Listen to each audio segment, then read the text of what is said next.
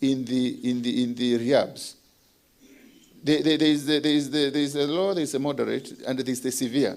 Once it is severe, it means that you cannot function without this drug. You cannot function without it. And therefore, you are a candidate for a rehab. And we found that we have, in the public universities, we have 9.5 vis-a-vis the private universities, 9.5, 8.3 in the public universities. For the male and female, or 10.5% and 6.5%. Of course, as the year of study progresses, because of the use, you are likely to have more of the candidates for rehabs going to the fourth year students. But generally speaking, 8.5% of the students in the universities should actually be in the rehabs. That is nearly 1 out of every 10, nearly. 1 out of every 10, they are supposed to be in the rehabs. And this is in comparison with the national average, where we are saying 5 out of 100 are supposed to be the rehabs. You know, the general population in Kenya, like 1.3 million. Those are the people out there, and those are the kind of rehabs we require. 1.3 to cut off 1.3, and our rehabs are hardly 200. Even the public ones are very low, very few rather. The private ones are about 200 to 300. So it's really something which the government, NACADA, and the government and other institutions, especially the county governments, because that is their mandate. The county governments should actually do something about it. We have already talked about this, the comparison where you find the university students. The employees in the public sector are not doing very well, and I think sometimes because of the disposable income, they are taking a little bit more, because when they are out there, and we have been discussing it, how best to help these employees, especially in the public sector. In conclusion, Bwana CS, we found that there are high levels of availability and accessibility which must be addressed. Because if it's available and accessible, then the temptation is there, and it will be easier just to move outside the compound and just find the bar out there, and the drugs being out there. It's a motivation. That's the environment. Cannabis, mostly commonly used, especially in the university. High use of online platforms also discussed. Emerging use of high use of cannabis edibles. These are the cakes and things which are sold around. The study also showed increased vulnerability among both male and female students. That divide is now blurred. It's no longer as it used to be.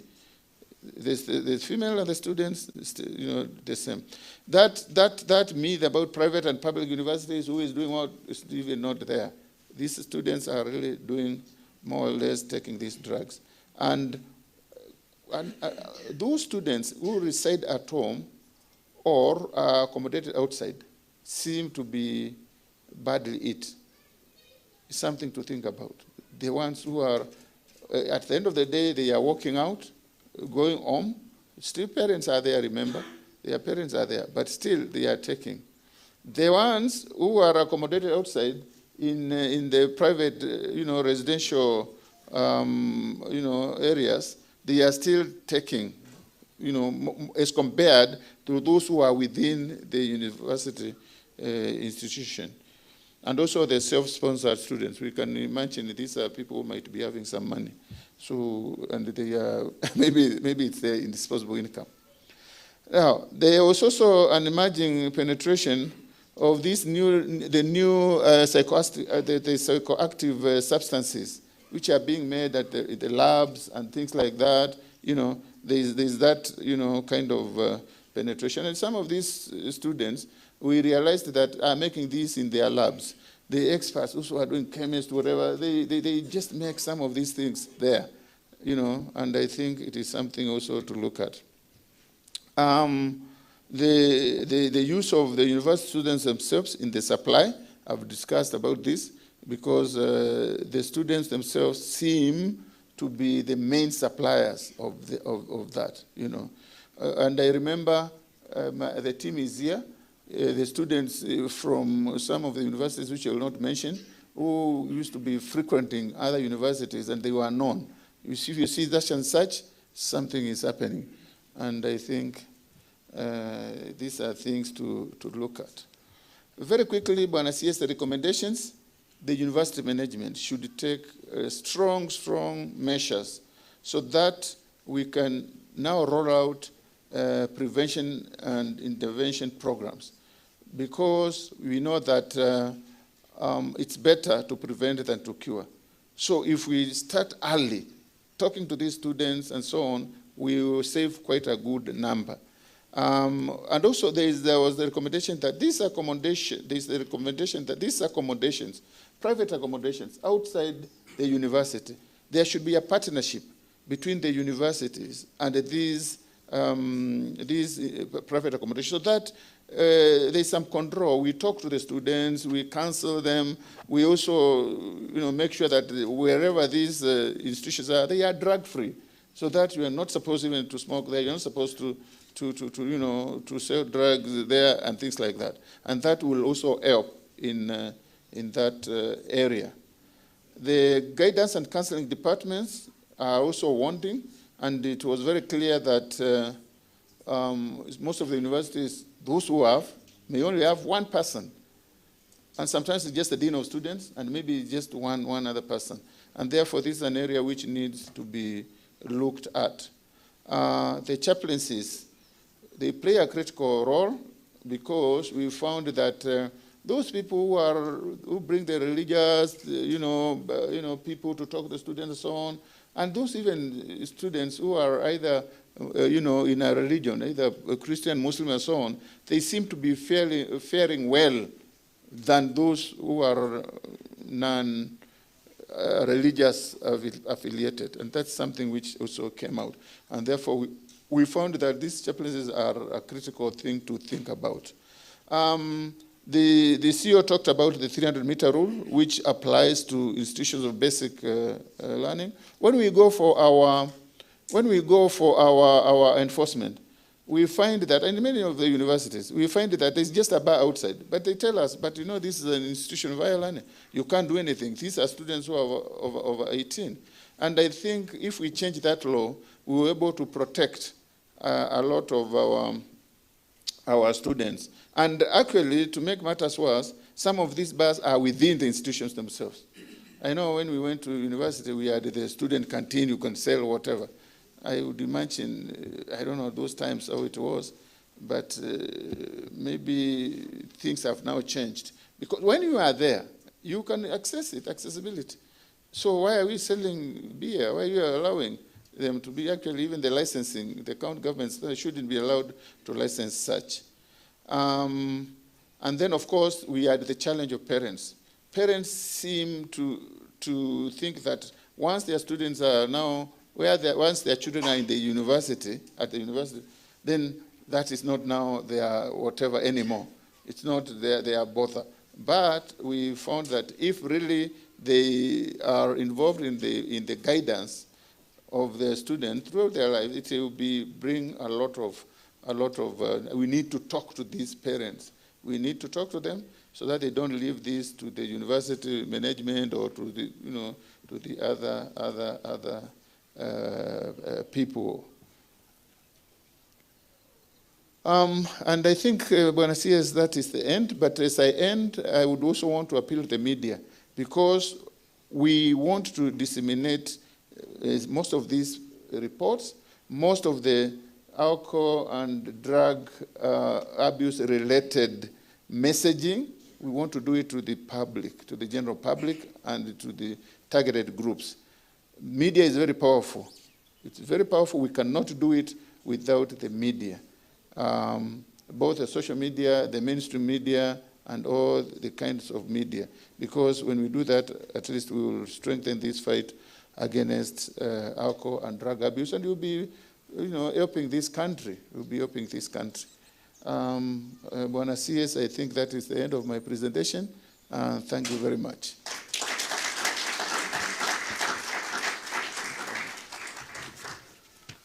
Thank you, Professor Muteti. Ladies and gentlemen, while Professor Muteti is taking his seat, chief guest, allow us to appreciate the team of researchers.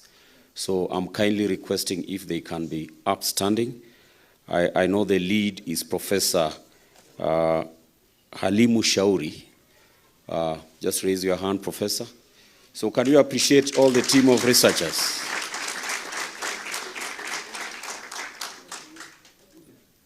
Thank you very much.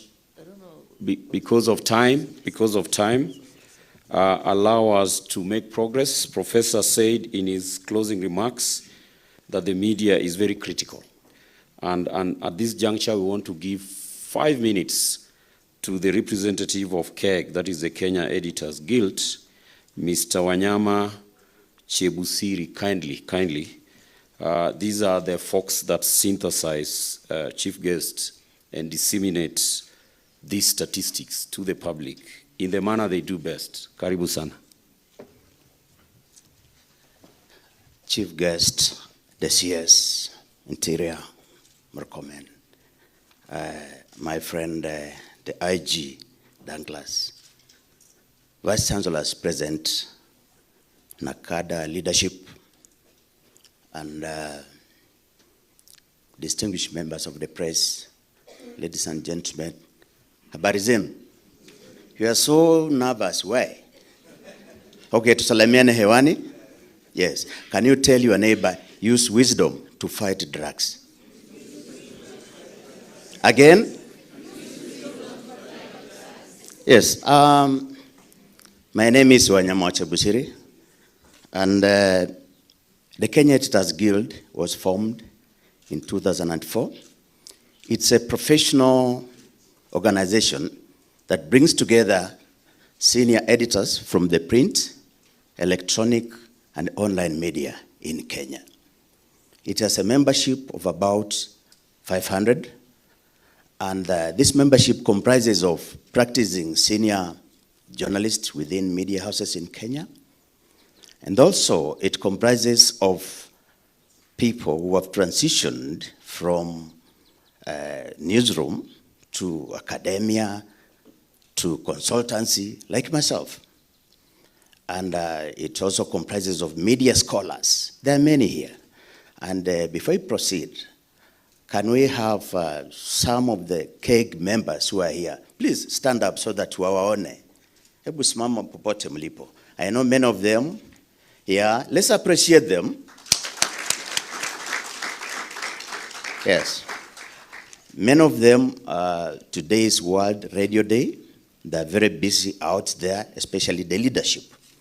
And therefore, the main reason why the Kenya Editors Guild was formed is to defend and guard against media freedom. Also, to defend journalism in terms of professional etiquette, such that today you have to operate within the realm of journalism etiquette. And I've been given 5 minutes. I know the Kenya Editors Guild has performed its work, media performs its work, and as NACADA leadership rightly puts it, and even researchers, you can't do without the media. Can you do without the media? No, you can't do without, I know. But despite even the passing of the Kenya Access Information Act, the media faces very many challenges. Getting information, especially from government agencies, is a big dilemma for the media. Please, can that improve? 2, we have delayed responses from the media. A journalist calls and anaambiwa hapana, I'm not allowed to talk. And you know what? News is perishable. We need that information. And when you're not providing information, then I will say what I'll say, and then I say, when asked for comment, they said they are not allowed to talk. So, usilaumu media. Sawa. Then there is one aspect. There is a lot of hostility against the media in the recent months. I know when I was a BBC correspondent, we used to be friends with Murkomen, my friend, sorry. a lot. I made him what he is, and I know he's a friend to the media. Please, situations, and my friend Kanja, situations where the media, journalists are beaten up, please let it be the thing of the past. Tell your neighbor, let it be the thing of the past. No, again, tell your neighbor, let it be the thing of the past. So that Murkomen, being a friend of the media, honestly, where you are globbering, a lady journalist, it should not happen. And lastly, I want to appreciate the role that NACADA is doing, especially in the fight against drug abuse. It's really doing a lot. When I go to my village in Western, we call it Msala. Who knows what Msala is? Msala ni ile bangi. And you know what? Villages in Western, they are rotting. People are not there. We are creating zombies. That as much as you are carrying out research in universities, please extend the same knowledge in those villages. When I go to my village, people are frustrated na wanakula msala. Hiyo msala msiwaachie. Lastly, what was my concern about the research that has been mentioned, especially the lead researcher? He says that among the people who supply are university lecturers. In my other life, after leaving the BBC, I share knowledge somewhere as an adjunct lecturer. Please, I can assure you, I'm not one of them. Thank you. Ladies and gentlemen, let's appreciate Mr. Wanyama again. I know we have very limited time, chief guests. The universities were very important in this study, and they are going to be very, very important in the implementation of the recommendation. So, chief guest, if you can allow me to invite Professor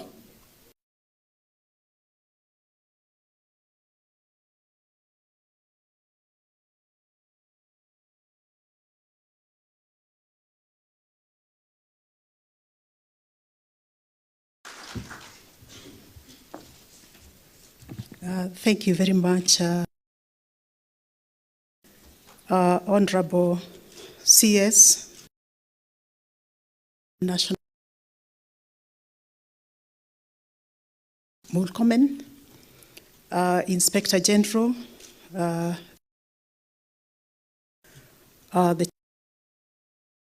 NACADA Board of Directors, Dr. Reverend Stephen Mairori, and the board members here, and also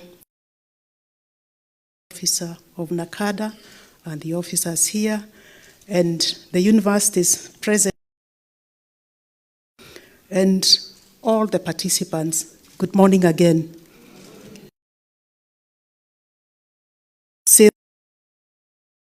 Yesterday, and I said that I needed to know what is going on. And I also research is very, very important. Actually, the request to conduct this research, and when I received that request, I actioned the right person to actually.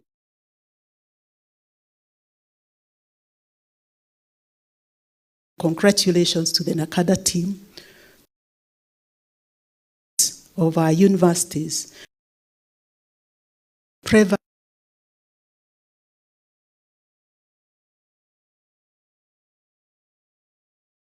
One of the things that, and I think the previous speaker, was the source of drugs. And because I was looking at the numbers, because teaching, support staff, I combined them because they are all staff. And I think I was a little surprised because this, we as managing to our students. wrote a few interventions that we are going to initiate. Recommended. Say that it's also surprising, and we have seen like the with our male students, but I'm surprised that now, because data does not lie, that the male and the female are actually at par. Again, another thing that we thought was, and we have been using that as a premise to make interventions, was that it is more of a problem with the public as opposed to the private. Again, results have shown something very, very different.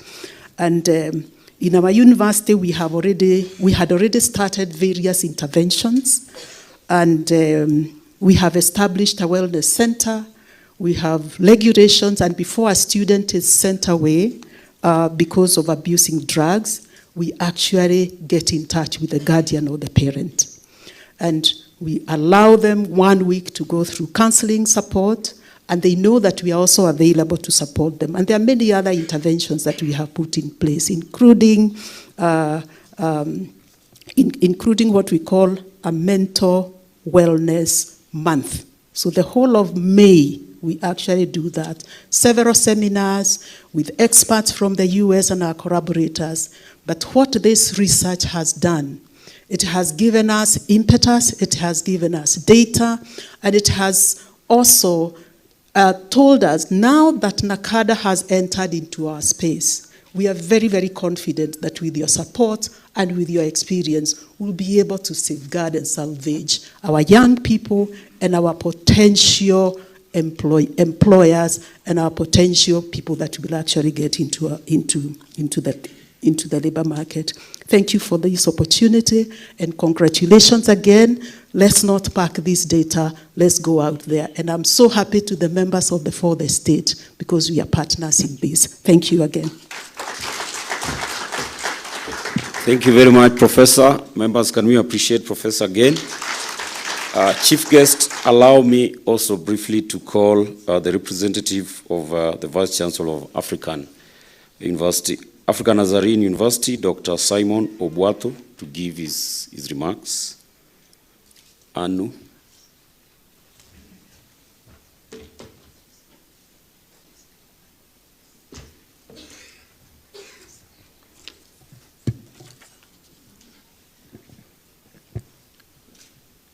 The chief guest, Honorable Onesimus Murkomen, Dr. Reverend Stephen Mairori, the chairman, NACADA Board of Directors, Mr. Douglas Kanja, Inspector General, all the Vice Chancellors, the CEOs present, members of the Fourth Estate, greetings to you all. I'm standing here a little bit disturbed by the findings, and very, very particularly, number one, as a representative of a private university, and secondly, as a lecturer. I'm told the lecturers are the ones supplying some of these things in some villages somewhere in Western region. I'm also Deputy Vice Chancellor of Academic and Student Affairs of African Nazarene University, as you've heard. So this is not a very good moment for me, but I want to believe that data speaks, and when data speaks, we have to listen. Isn't it? When data speaks, we have to listen. There is reason for that. Let me say that I stand here to represent our Vice Chancellor, Dr. Stanley Mahosi Bebe, and African Nazarene University. As you have seen, even the skit that was presented, although it was cut short, that was a skit presented by our students. Our students are so alive and awake to the realities of some of these things. I wish to take this moment to commend NACADA for this critical research. Indeed, this study is going to inform a lot of future studies, policies. I believe this is quite an opportunity. I'm thinking about the methodology that has been used, and as a researcher myself, I am impressed, and on behalf of African Nazarene University, I'm speaking in low tone that I'm giving NACADA an A+ for that study. That's a well-articulated study, and I think instead of arguing and defending ourselves, it's important that we take up the responsibility and we move on to challenge this issue. However, I also noted that the the religious aspect comes in to really moderate the situation, and I think that's an important element that we need to bring out. Also, something else that is very important, the 300-meter, outside of these universities, it's important that we think about how we are going to take care of this situation so that the housing, the private housings around the universities are taken care of. I think there's one thing that I would like to emphasize, and probably this will inform future studies.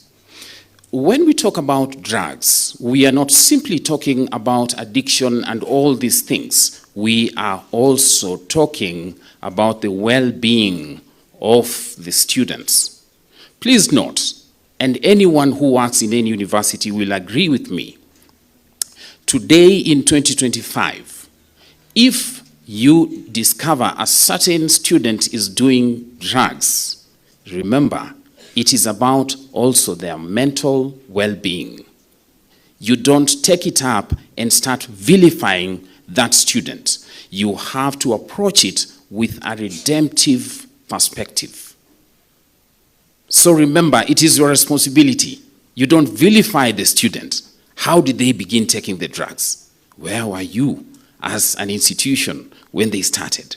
I know there is also the issue of the society. And remember, students are an extraction of the society.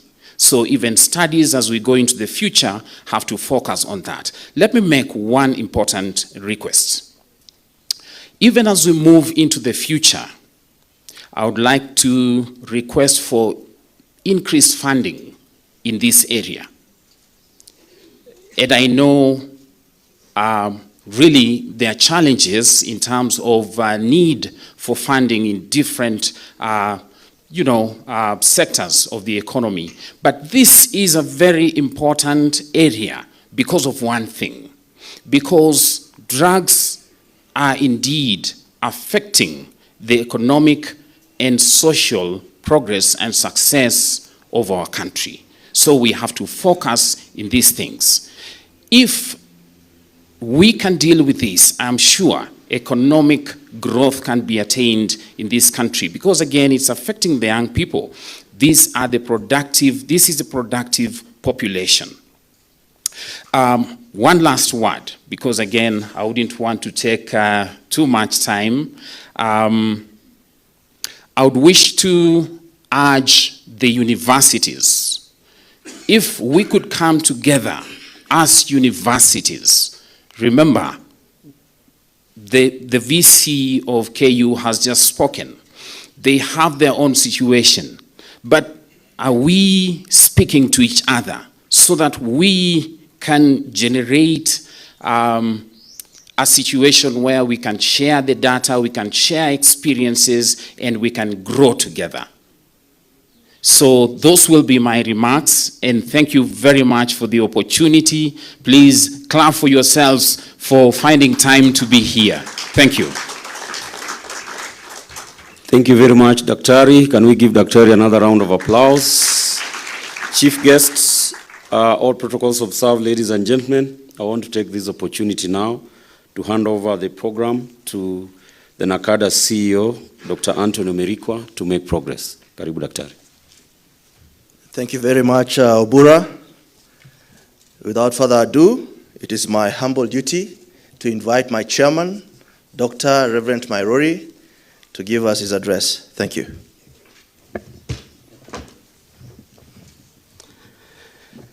Our CS, Inspector General, and all our guests that have been invited, let me take this opportunity to do a quick introduction of our board before I'll share my speech. So if the board members can just come here to be seen and to be known. Karibuni, board members. If there's a microphone, just tell us your name and which institution. So, okay, to Pale. Yeah. My name is Anjeri Mathu. I'm the Vice Chair of the Nakada Board of Directors. Reverend Goge, Nakada Board Director, and also the National Chairman of Association of Pentecostal and Evangelical Clergy of Kenya, APEC. Good morning. Dr. Josephine Etenyi, State Department for Youth Affairs and Creative Economy, alternate to the PS. Good morning. My name is Veronica Okoth, representing the PS National Treasury in the board. Good morning. I'm Samuel Laboso, the Director Anti-Narcotics, and I'm representing our Inspector General in the board of NACADA. Thank you. Thank you very much. My name is Antonio Merico again, board member and secretary to the board. Thank you. Thank you very much. Let's appreciate our board members. Chair, this is an expanded board. We are, our CS, we have 15 board members. Several of them, because of other duties, are not here today. But since we do two critical functions, we have others like research, but the two supply suppression and demand reduction. And today, CS, with your permission, we do have the Inspector General of Police, who is actually a very key partner in the supply suppression part. I've had quite some meetings with him, and I'm very pleased that CS is working with us on this matter, and we are very, very, very grateful. So allow me, sir, to invite the Inspector General just to say a few words, and then we'll proceed. Tumkaribishe Inspector General wetu aje atusalamie. Karibu sana. Karibu sana.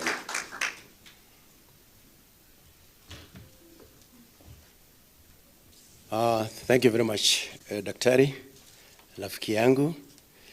Our CS, Honorable Murkomen,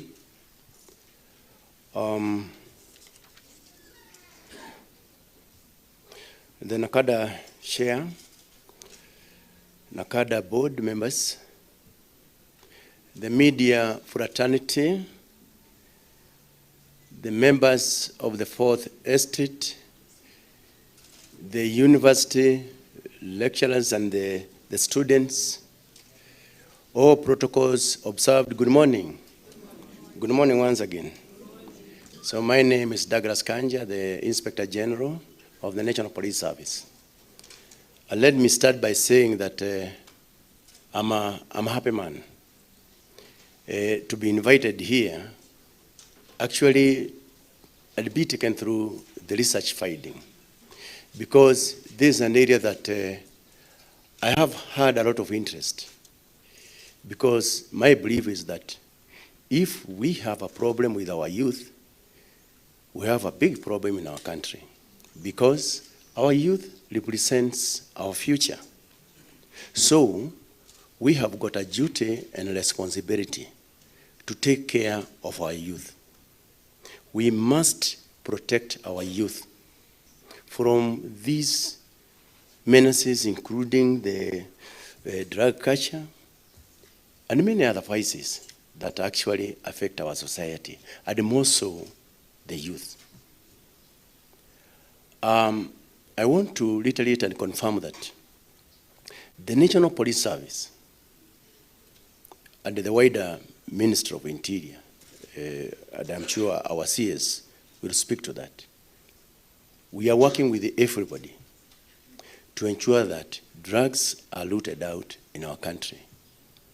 Remember, there before, in our country, it used to be a transit country, but now we are also consuming. And that is exactly what we have seen through the research findings.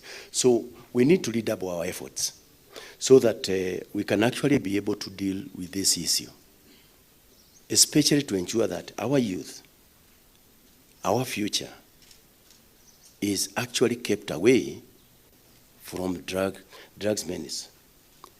On our part, in the National Police Service, we have the Anti-Narcotics Drugs Unit, which is domiciled in the DCI.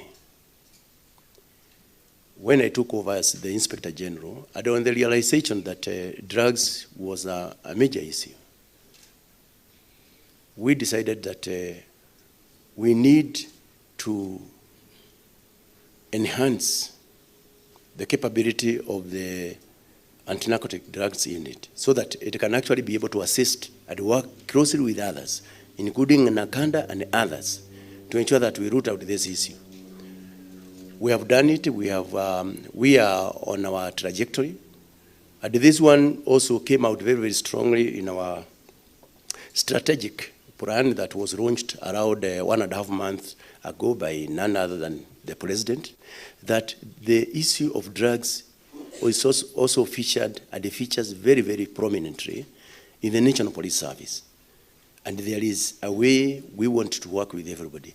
We have actually decided that we want to enhance the capability of the Anti-Narcotics Drugs Unit to the levels of the Anti-Terror Police Unit.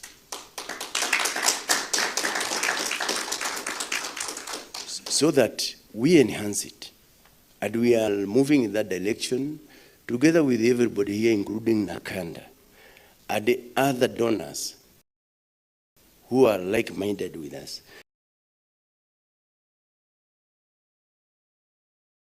And we are working so that we can be able to have a very, very strong team, because we believe that some of the proceeds from these drugs also go to finance terrorism. So our teams are well funded, they are well resourced, they are well equipped, they are well trained officers who can actually be able to do that. So we are on that trajectory, and we are ready and willing to work with everybody in that direction.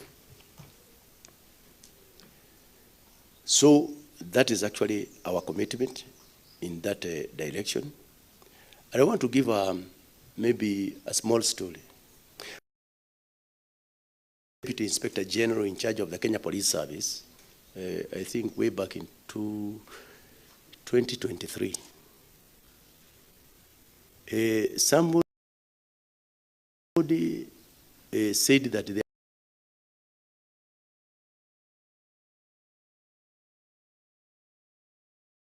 there is a new sheriff in town and we need to pocket him quickly.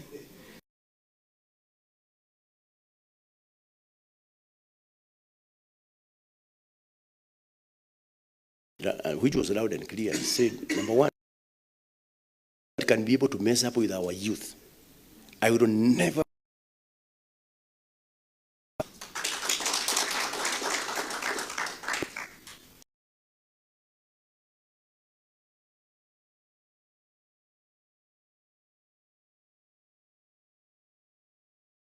I did call all my teams, all the regional commanders actually, who are responsible for our regions within the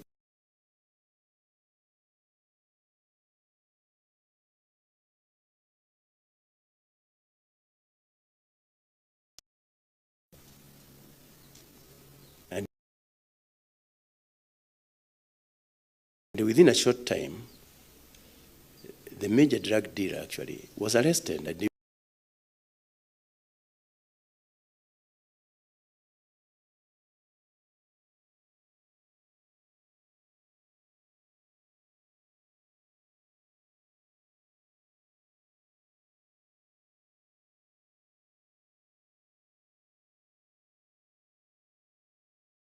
was nominated by the President as the Inspector General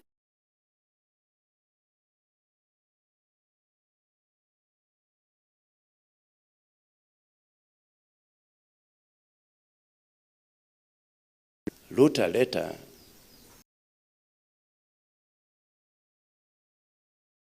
rejecting my nomination because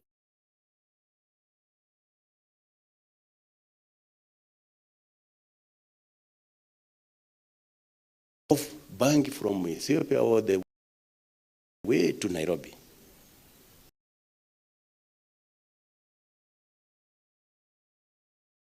I had the knowledge because policing is through intelligence.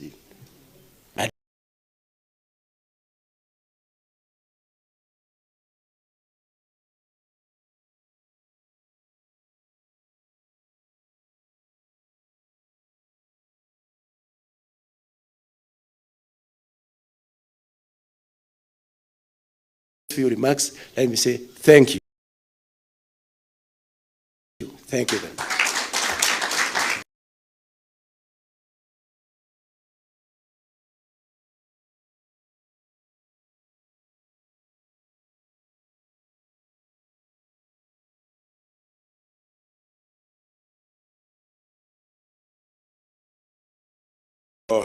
Cabinet Secretary.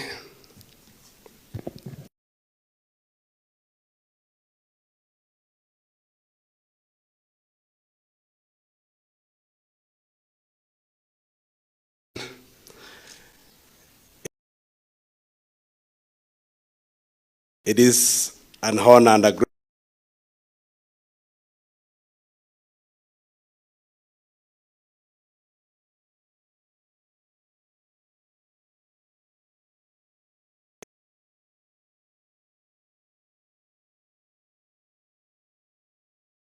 (2024).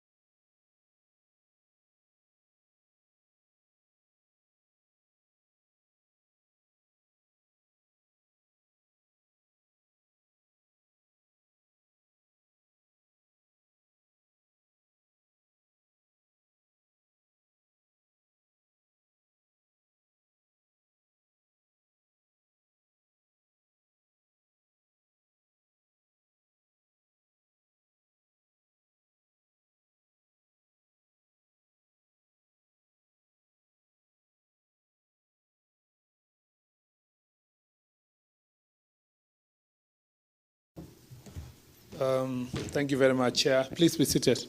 Thank you. Ladies and gentlemen, good morning. Good morning once again. I'm Jambo. First of all, I'm really honored and privileged to have been invited to this very important launch. And I am very happy to see that the universities are playing a critical role, and they are doing a very good job in informing disease research, because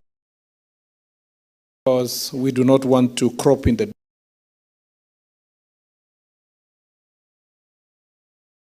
dark, guessing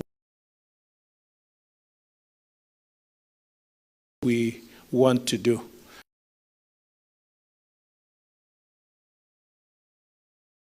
As in furtherance of this research, I want to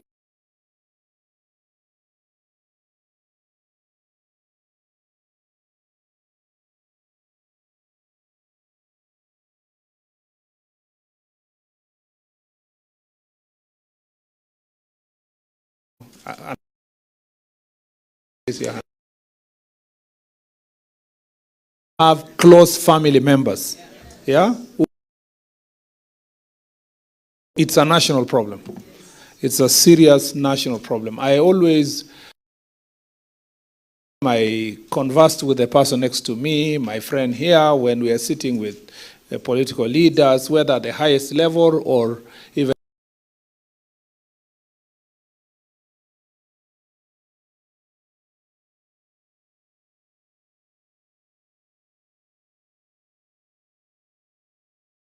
nucleus family members who are struggling with alcohol. So this is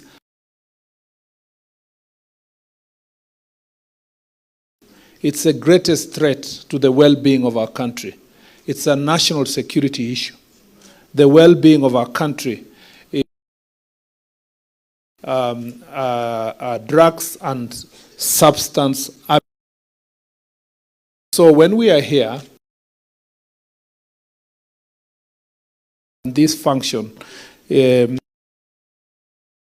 you should, and I thank the for saying that the relevant department needs to be upskilled to the level of anti-terror unit, because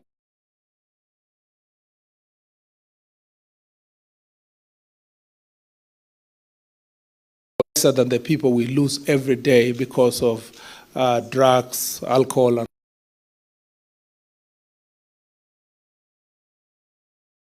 as serious as it should.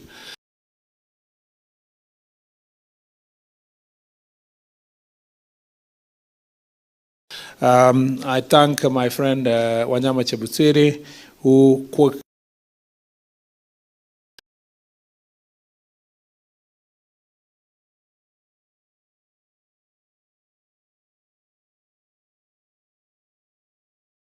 about only his village. And we cannot really,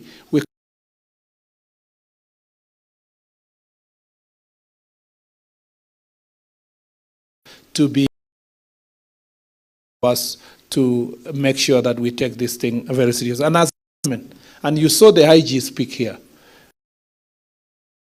as the Inspector General of the Republic of Kenya, to signify the fact that we take this thing seriously nationally, and the government of Kenya does not target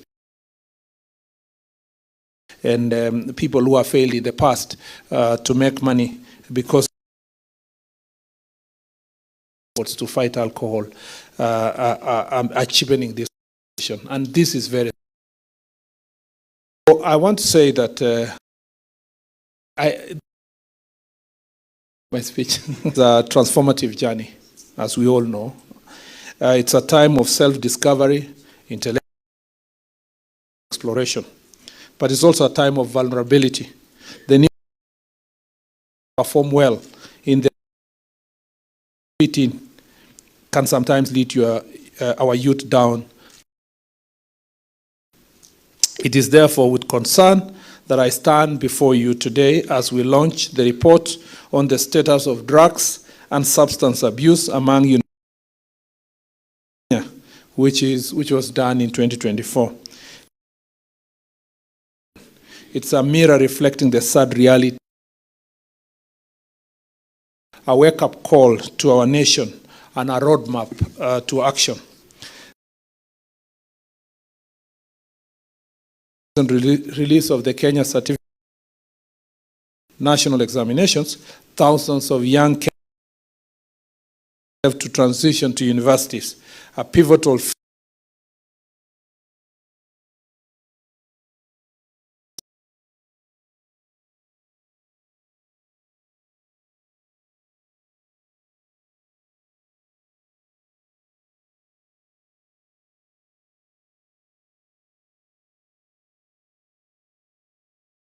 is a testament to our collective commitment to safeguarding the future of our nation. Ladies and gentlemen, the findings of this report from 17 universities sampled are both enlightening and alarming. They reveal that 45.6% of university students have used at least one drug or a substance in their lifetime. Even more alarming is that 26.6% of our university students are currently using this substance. Alcohol, tobacco, cannabis, khat, and even emerging substances like methamphetamine and codeine syrup are finding their way into the life of our students. We often think of drugs and substance use as an issue that predominantly affects men. But the reality demonstrated by this report shows that the female university students are also becoming increasingly more vulnerable. A reminder to us that addiction knows no gender. And this is very sad because this is not the gender equality we were looking for. It was not a gender equality in sharing drugs together. We must urgently address the unique challenges our young women face and ensure that they are not left behind in this fight. I know that NACADA is a step ahead on, on this through provision of free rehabilitation to female clients at the Miritini Drug Rehabilitation Center. Let me just say this a little bit because I have been a university teacher before. It is true that this report is very, very true. And it's not something that just happened in 2024. It has been true for a very long time. And it is also true that our staff in the university, including lecturers, present or former, contribute immensely to the distribution of drugs in the university and alcohol. In fact, it is true that lecturers intentionally invite students for going out and buying alcohol intentionally. I know some of you are since graduated, but it is true that your lecturers took you out and they bought you alcohol. So as a matter of fact, many young students, and especially female students, become victims of the same. In fact, it goes, one of the most prevalent, and I think, is it NACADA or now who, but even if it's not confined to your mandate, another study should be done about sexual abuse in the university, and particularly taking advantage of young girls by those who are supposed to take care of them, and sex for marks and all those kind of things. Those evil things we have condoned for far too long in the university are catching up with us, and it is important for all of us to make sure that we face these challenges head on. And it's very good to have a vice chancellor who is a lady vice chancellor here, and I believe take up also in the university. And Lord, let's not hide it under the carpet. I know professors who used to harass students, and they never really, and some students never graduated because they never fell into their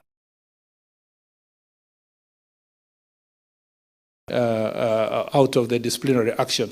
There is a problem with our universities, and we must start running universities as proper institutions, universities that can respond to this challenge, and we must face it. And I speak as your former colleague. Let me say this.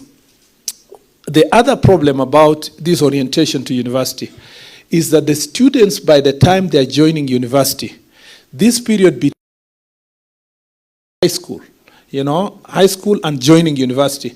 And they are policing by the teachers at the high school and the absence of parental care between high school and joining the university is a very dangerous period, because the students leave high school and they have not, they have not been prepared for this freedom, and they get home and their parents don't have time, or they don't have the capacity to look after them, or they don't have and they have not been, trained to do so, or they are just negligent. The students arrive and now they are suddenly free with gadgets and ability to access their friends. So this period is dangerous, because by the time they're joining first year, a number of them for the first time have been introduced to this substance abuse in between. But then when they join the university, they find a university that does not have, first of all, there is no orientation. What I went through as a first year was not an orientation at all. In fact, I must say that I never got to know even what was a course outline. Forget about the other issues. Even somebody to tell you a course outline means you can study on your own and this is what it means. Just a basic information. And for my 4 years in the university, I never interacted with anybody who told me that you can have stress in life. And you need, it was, why would you be stressed? You are a university student, It was rather obvious. There was only one department of the Dean of Students, and that's at the University of Nairobi, and the Dean of Students was in main campus. So those of us who were in Parklands were at the mercy of the caretaker of the residents there. And so you were on your own for the entire period. Even students who lose their loved ones, had to just take care of themselves or be looked after by the students. And if they were members of Christian Union, or they were members of the YCS or a religious organization. That's why the study is very true. Those students who find themselves busy, either in the CU, they are going for, in fact, CUs and the Christian organizations in campus play an extremely important role in distracting students from accessing these drugs.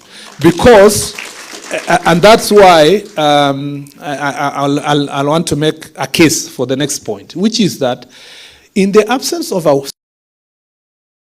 department in a university, poorly funded, with 1 or 2 staff, because the university is concentrating on, we are teaching students, and therefore we want a lecturer who teaches engineering, teaches law, teaches medicine, but they don't realize that the well-being of the student outside this class session. So the university environment nowadays does not have a counseling department. If they have, there are very few people. They don't reach out to the students. So the gap was only filled by these social groupings, and particularly the CU, because how does the CU do so? And I'm biased because I'm a former CU chair. And I speak for the CU, the YCS, and the other groups. Because you are going for Sunday service as a CU, you have maybe a Tuesday, prayer session, or you have a Bible study on Tuesday. On a Wednesday, you have something. On a Saturday, you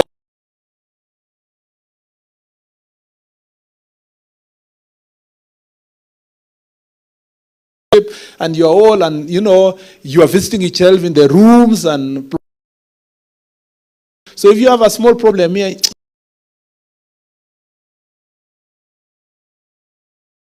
you feel you are part of a family. The same to the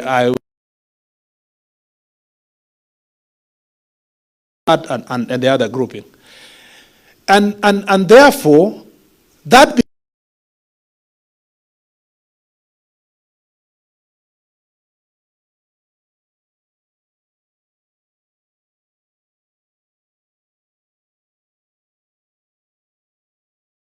as themselves.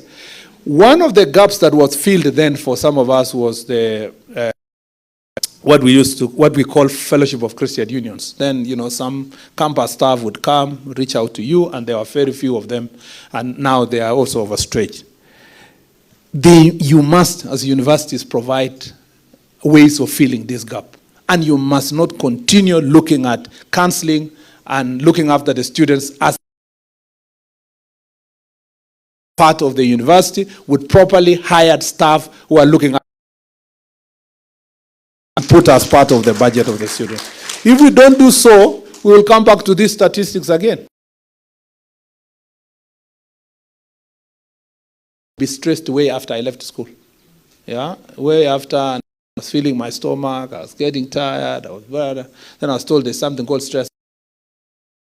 Being stressed is ostracized. You are not allowed to be stressed, a young person. What's wrong with you? You should be enjoying life. And so mental health is here, that these findings call us to do something about the well-being of our students in the university. We must urgently address the unique challenges that these young people are going through.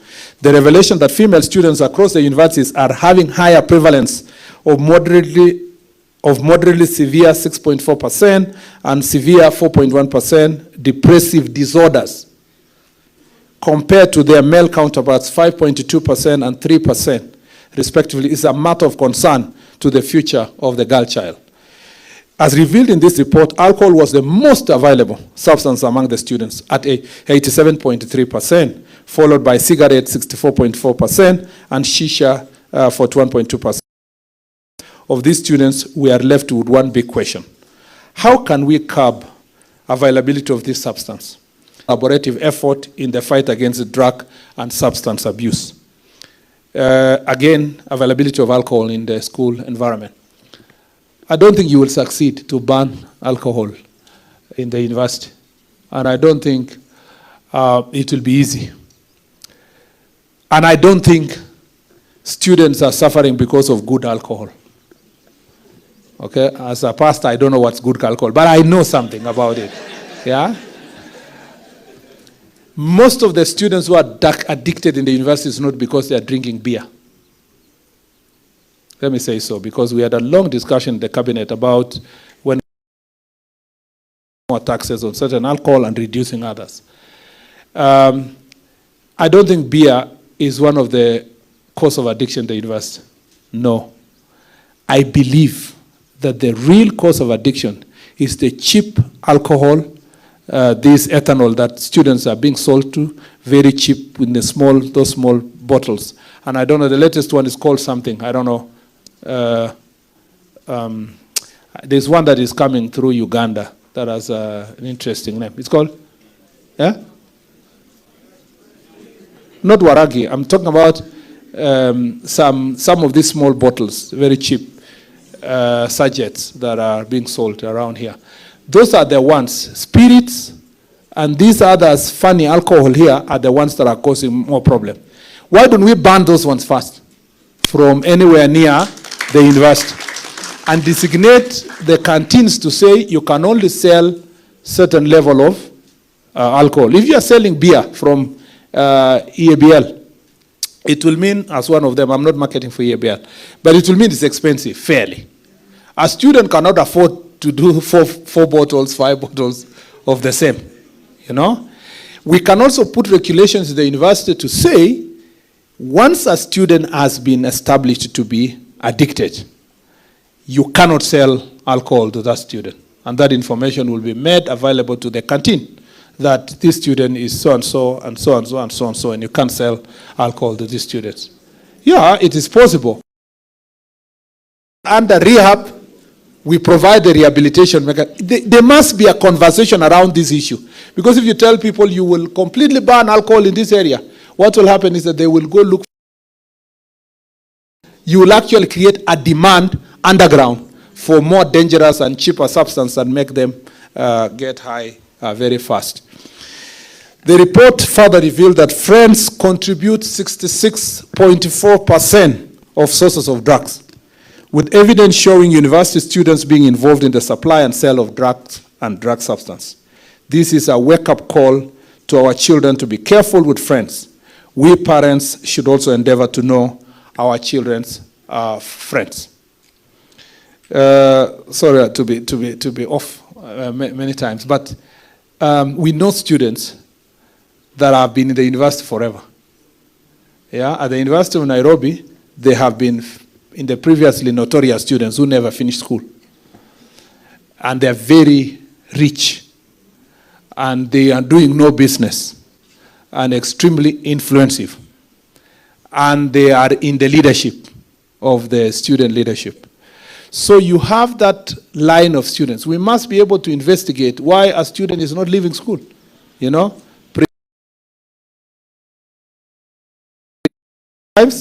Or delaying their finishing their school, or, you know, in many other of these universities, we must take deliberate effort to make sure that we deal with those type of students because of the business they are doing around. And IG, I think you need to strengthen, we need to strengthen all the police stations that are operating near the universities, whether it's Central Police in Nairobi here, or in Rongai near the university, Nazarene University, or the one near KU, with deliberate efforts, interagency within the police to see how we can integrate these investigations. You know, in the past, we were told, I don't know, we used to be told when I was at the university, that, you know, some of these students are not students. Yeah? They are police officers. They are busy. Work their IG to make sure that we are.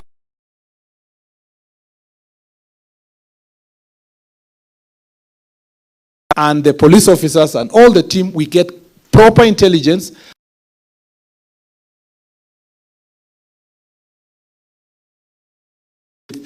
Cannabis and heroin and cocaine, among others. Again, thank you very much. Again, as parents, unfortunately, these are parents of my generation and slightly older, kidogo. Unfortunately, we can't bring our children up. Of us who are brought up, yeah, where you say, I said bye to my parents in Mbobut Forest, and they don't know what you are doing until they know that after 4 years they must come for graduation. They don't know what supplementary, they don't know anything. Yeah, you can't do that. We have to monitor to know where their children. People thought it's political. It is not. As must do something different. Know our children, know their friends, know what they do, and so that we do not regret when they are eventually addicted. Whereas technology has come as a boon, aiding access to academic, also revealed that there was an increased use of online platforms and websites for promoting the sale and use of drugs and substance. As a government, we shall not allow this to continue. Anywhere is a crime everywhere. It doesn't matter whether it's committed online or offline. Children's future by peddling drugs. The anti-narcotics unit within the Directorate of Criminal Investigations must therefore up their game in their enforcement of narcotic drugs and psychotropic substance abuse. And I thank you very much, and I thank you, IG, for confirming that we are going to strengthen. It's important that we do so, and we must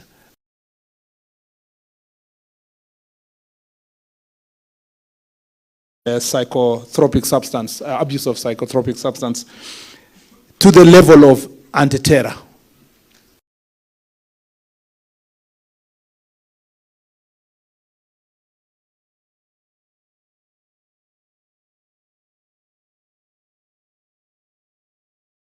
To do their job, it's our duty as government and as the police department to make sure that we are doing everything possible. And I want to thank you, IG. The operation that was done recently by the National Police in Marsabit was, in Marsabit and Isiolo. I saw some people the other day saying, oh, some young people have national security. We are very serious people. And I told you that once we sit here, we know what's happening in our country. There have been criminals from the Oromo Liberation Group that have been bringing drugs from neighboring countries. And they have been hiding somewhere in Marsabit and Isiolo. A number of the people we arrested who are aiding them, including professionals like doctors, who have been arrested, who've been helping facilitate these criminals in their activities, criminal activities, but also in selling the drugs that they have. A lot of bang was confiscated from them. And we arrested so many of them.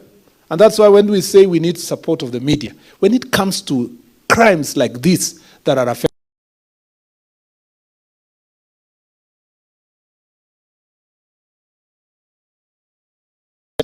about what is happening in our country. Those leaders, including county officials that were arrested, will face the full. And I must say this, and leaders who are hiding behind by mobilizing young people, giving them alcohol, and asking them to come and heckle meetings and dragging them to make sure that they do so on their behalf. We are coming for you. And when we say we are coming for you, we mean it. Where politicians coming to a funeral of a person they don't call anything, they don't even know, they have absolutely no relationship. Family that is mourning. Because of your political competition, you know, you're asking weekend, where is the biggest funeral around? Who has died somewhere? You start organizing young people, give them drugs, give them alcohol, bring them to a funeral that living there to cause mayhem and fights. And you saw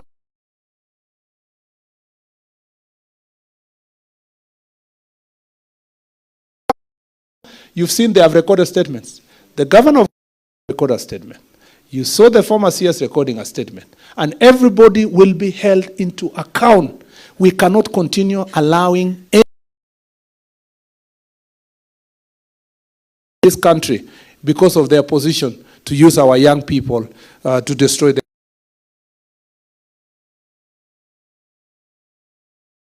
Stay. We will not compromise any person, and this kind of behavior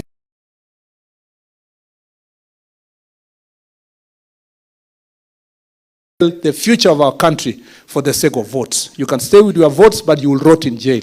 We will make sure that you take the responsibility that you must take.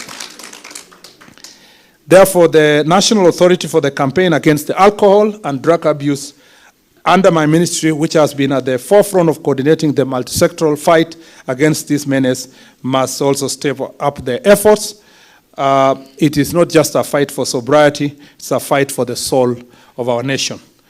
Alcohol and drug abuse threatens our security, undermines development, erodes the health and potential of our youth. We therefore see our youth, the pride and the future of our nation, get derailed by harmful substance. Let me be unequivocal. The government is fully committed to this fight. Our national government administration officers, NGAOs, with other multi-agency team, have firm instructions to implement His Excellency the President's directive on eradicating illicit brews and other harmful substances across the country. We will not waver, we will not relent, and we will not bow to any pressure from those who profit from the destruction of our youth. This is a battle we must win, and win decisively. To the parents and the guardians here today, your role cannot be overstated. Your child may now be at the university, but they still need your guidance, support, and love. Be present in their lives. Ask about their studies, their friendships, and their well-being. Show them the way that they have, and show them that they are valued and supported by the family. Be vigilant for the warning signs, a drop in academic performance, withdrawal from the social activities, mood swings, or secretive behavior. These could be the red flags. If you notice them, don't hesitate to have an open and honest conversation with your child. Remember, your involvement could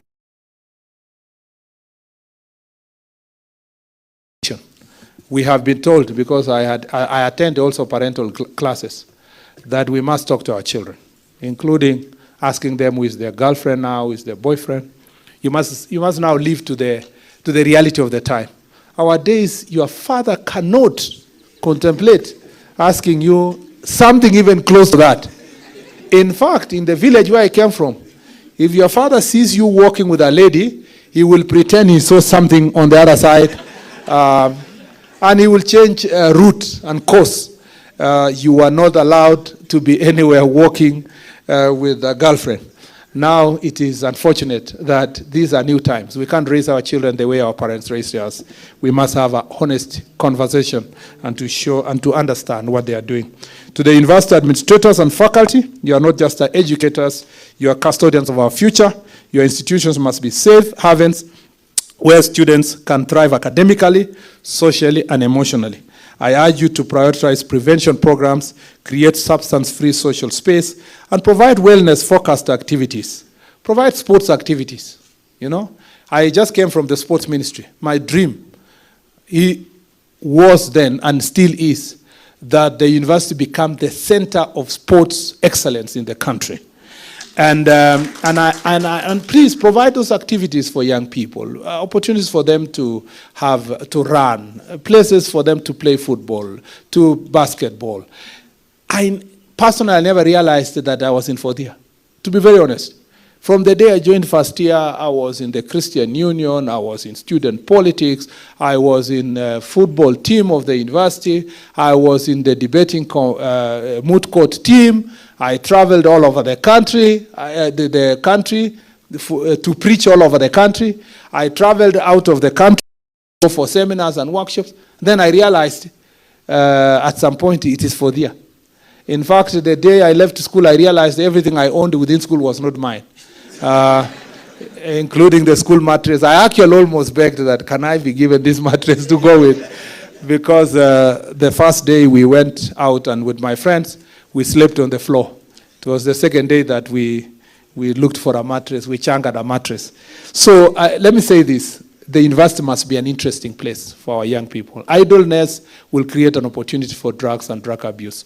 We must make sure that somebody is playing some role somehow in some activity and busy, whether it is Rotary Club or something, or they are in Red Cross or volunteering in St. John Ambulance or something, so that then we can keep them as busy as possible and make the university more interesting and make their grading even more interesting with extracurricular activities, and we look for those activities. Equally important is ensuring that students struggling with addiction can seek help without fear of stigma or judgment. Let us build universities that nurture not just minds but also character and resilience. The idea that you expel a student because they are addicted may have to be revisited. Yeah, because I have now grown up and I've been told that addiction is a disease, like any other disease. Instead of expelling them, you have to find ways of making sure that they are treated because they are looking for treatment. So there is a whole focus on change of mind to make sure that this sector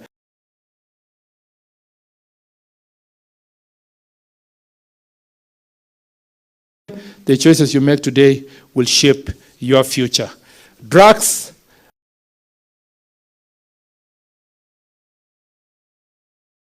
your health, your dreams, and your potential. Employers today are not just looking for academic.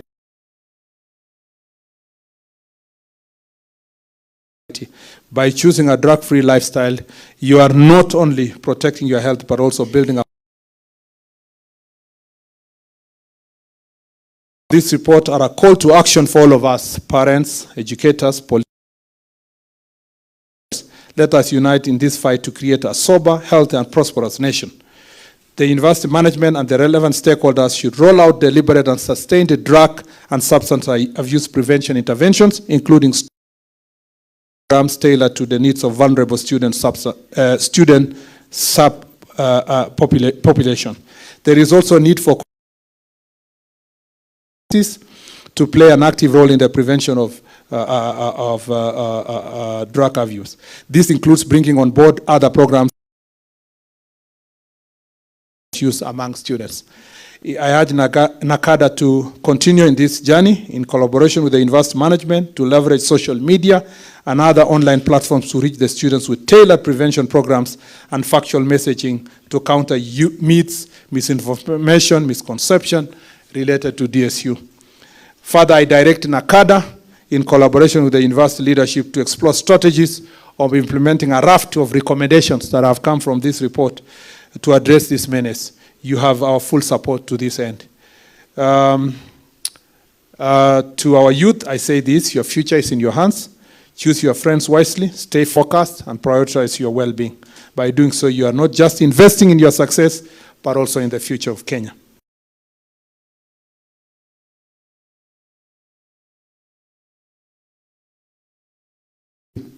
Thank you very much. I also think that and the religious institutions have a very strong role to play, and we'll support you. But also, the report that the CEO, in the CEO remarks, you saw he mentioned that Gen Z campaign together with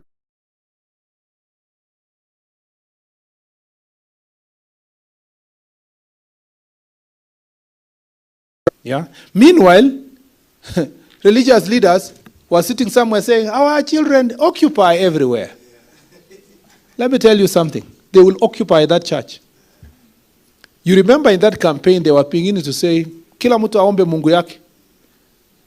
Kila mtu aombe online. Soon, you'll have our churches as empty as the churches we see in Europe. You know? And then we will not have centers for taking care of these young people. Let's do this, and we are glorifying it. You know, you are glorifying it and calling our children's names. That glorification of that defiance is going to eat us in the near future in a terrible place, because I have really spent a lot of time. I have also another program with the IG. I hereby declare the report on substance use among university students in Kenya 2024 officially launched.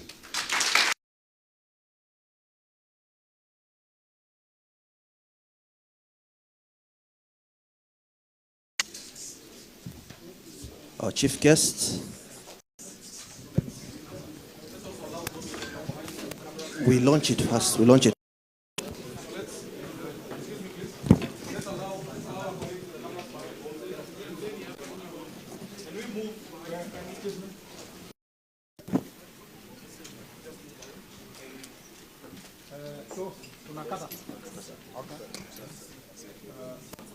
Give everybody a chance.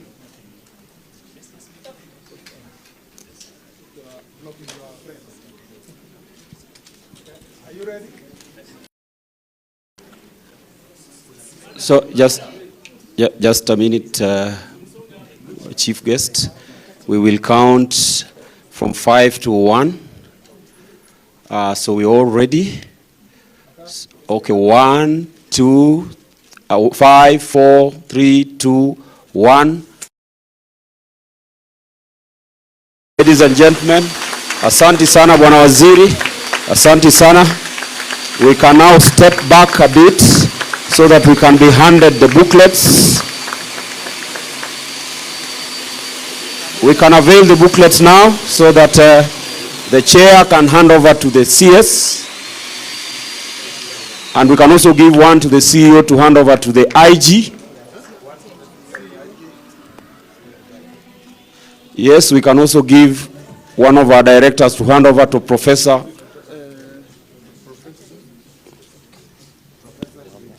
Sorry. Let's get one. Let's get another one for the CEO. We can give other directors the copies.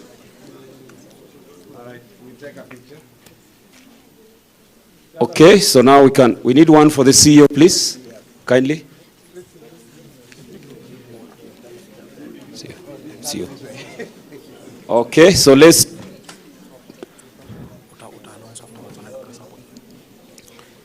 Okay, so let's ensure that the right page is on the front.